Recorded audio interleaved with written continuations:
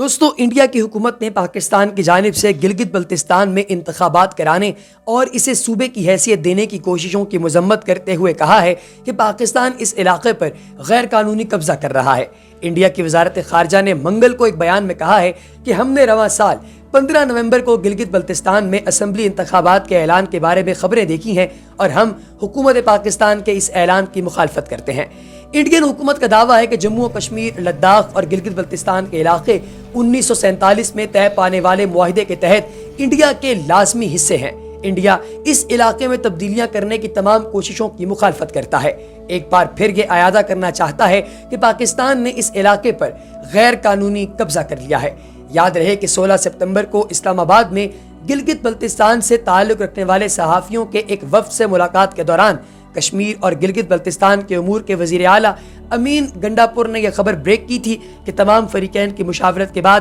حکومت نے یہ فیصلہ کیا ہے کہ گلگت بلتستان کو مکمل آئینی حقوق اور پارلیمنٹ میں نمائندگی کے ساتھ ساتھ پاکستان کے صوبے کا درجہ دے دیا جائے گا۔ اس سے پہلے supreme court of Pakistan Gilgit Baltistan میں انتخابات کرانے کی منظوری دے گی۔ انڈیا کا مزید کہنا ہے کہ پاکستان کے ایسے اقدامات نہ تو متحدہ ریاست جموں و کشمیر اور لداخ پر پاکستان کی غیر قانونی قبضے کو چھپا سکتے ہیں، نہ وہاں مقبوضہ علاقوں میں دہائیوں سے لوگوں کے مجروح انسانی حقوق، استحصال اور سلب شدہ آزادی کو چھپا سکتے ہیں۔ یہاں بیان میں انڈیا نے الزام عائد کیا کہ یہ اقدامات دراصل دکھاوا ہے تاکہ یہاں کیے جانے والے غیر قانونی قبضے کی پردہ پوشی کی جائے۔ ہم پاکستان سے مطالبہ کرتے ہیں کہ وہ فوری طور پر اس علاقے سے غیر قانونی قبضہ ختم کر کے اسے خالی کر دے۔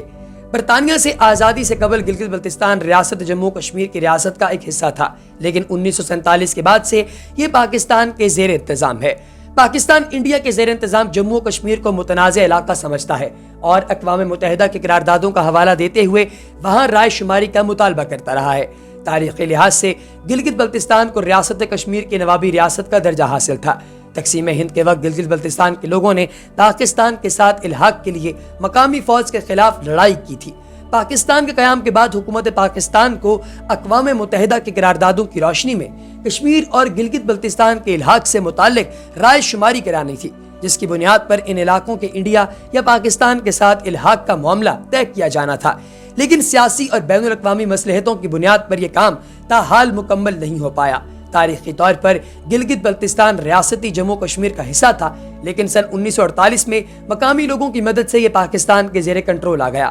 تقریباً 15 لاکھ آبادی کا یہ خطہ اپنے دیومالائی حسن، برف پوش پہاڑوں، خوبصورت وادیوں اور پھلوں سے لدے باغوں کی وجہ سے کسی جنت سے کم نہیں، لیکن حسن کے ساتھ اس علاقے کی جغرافیائی اہمیت بھی بہت زیادہ ہے۔ اس کی سرحدیں چائنا، انڈیا، تاجکستان اور پاکستان سے ملتی ہیں، جن میں سے 3 ملک ایٹمی طاقت ہیں۔ چین پاکستان اقتصادی راہداری کا دروازہ ہے۔ یہاں پاکستان کی جانب سے صوبائی نظام تو نافذ کیا گیا ہے، جیسا کہ یہاں کا اپنا گورنر اور وزیر اعلیٰ ہے، لیکن قانونی اعتبار سے اس علاقے کو پاکستان میں وہ آئینی حقوق حاصل نہیں جو ملک کے دیگر صوبوں کو حاصل ہیں۔ یہ پہلے یہاں پر اسٹیٹ سبجیکٹ رول نام کا قانون نافذ تھا، جس کے تحت یہاں صرف مقامی لوگوں کو ہی سرکاری ملازمتیں کرنے، سیاسی عہدے رکھنے اور جائیدادیں خریدنے کا حق حاصل تھا، لیکن 70 کی دہائی میں سابق وزیر اعظم ذوالفقار علی بھٹو کے دور میں اسے ختم کر دیا گیا۔ اس کے بعد یہاں مختلف قوانین کے تحت نظام چلایا جاتا رہا، لیکن مقامی لوگوں کا ہمیشہ سے ہی یہ مطالبہ رہا ہے کہ پاکستان باقاعدہ طور پر گلگت بلتستان کے ساتھ الحاق کر کے اسے مستقل طور پر پاکستان میں ضم کر لے، جبکہ کشمیری اس مطالبے کی پرزور مخالفت کرتے رہے ہیں۔ وہ سمجھتے ہیں کہ گلگت بلتستان متنازع علاقے کا حصہ ہے اور اسے اس وقت تک ویسا ہی رہنا چاہیے جب تک اقوام متحدہ کی قراردادوں کے تحت کشمیر کے مستقبل کا فیصلہ نہیں ہو جاتا۔ کشمیری سمجھتے ہیں کہ مستقبل میں کسی بھی استصواب رائے میں کشمیر کی آزادی کی آواز اسی صورت زیادہ مؤثر ہوگی جب اس میں گلگت بلتستان کے عوام کی حمایت بھی شامل ہو، اور ماضی میں پاکستان اسی لیے مقامی آبادی کے پرزور مطالبے کے باوجود گلگت بلتستان کی آئینی حیثیت کو بدلنے سے کتراتا رہا ہے۔ پاکستانی حکومت کی جانب سے گلگت بلتستان کو نیا عبوری صوبہ بنانے کا اشارہ تو دیا جا رہا ہے، لیکن سوال یہ ہے کہ گلگت بلتستان کا صوبہ کس حد تک باقی 4 صوبوں کی طرح ہوگا اور کس حد تک اس کی حیثیت کو مختلف رکھا جائے گا۔ سیاسی اور سلامتی امور کے ماہر ڈاکٹر حسن عسکری رضوی کے مطابق اس وقت گلگت بلتستان پاکستان کی سلامتی کے لیے اہم ترین بن چکا ہے۔ گلگت بلتستان کو پاکستان میں ضم کرنے کا فیصلہ ملک کی سلامتی مفادات کے پیش نظر کیا جا رہا ہے۔ پاکستان چاہتا ہے کہ سی پیک کے راستے کو محفوظ کیا جائے اور اس حوالے سے ضروری ہے کہ مقامی لوگوں کے تحفظات کا ازالہ ہو اور اس علاقے پر سے سیاسی غیر یقینی کی کیفیت کو دور کیا جائے۔